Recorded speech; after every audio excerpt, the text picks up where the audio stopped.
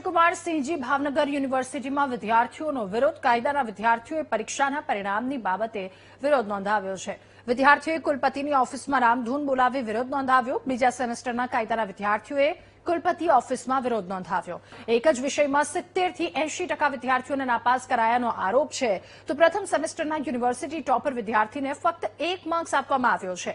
રોષે ભરાયેલા વિદ્યાર્થીઓએ 10 દિવસમાં રીએસેસમેન્ટની કુલપતિની બાહેંધરી છે.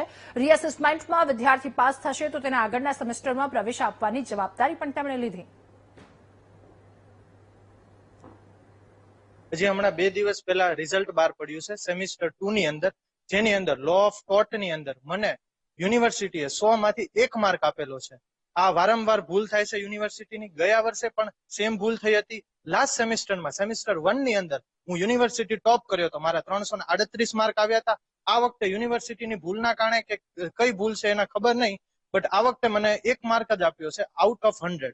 1 જ માર્ક આપ્યો છે. અને હવે આગળની પરિસ્થિતિ એવી છે કે અમને સેમિસ્ટર 3 ની અંદર એડમિશન નથી આપતા. તો હવે અમારી એક જ માંગ છે કે તમે આનું એક નિવારણ લાવો કે ભાઈ અમારે અત્યારે યુનિવર્સિટી જે ટોપ થયો હતો એ સ્ટુડન્ટને 1 માર્ક આપવામાં આવ્યો છે. એટલે આ કઈ રીતે પોસિબલ છે? જે માણસ 40 45 પેજના જવાબો લખી રહ્યા છે એને 1 માર્ક આપવામાં આવ્યો છે. તમારે 1 માર્ક આપવો હોય તો તમે ન આપી શકો. એ માણસને 1 માર્ક આપવામાં આવ્યો છે, તો આ કઈ રીતે પોસિબલ બને? તમે એવું વિચારી શકો કે માણસ 1 કે 2 માર્કની ભૂલ થઈ શકે, પણ 40 50 માર્કની ભૂલ કઈ રીતે શક્ય છે?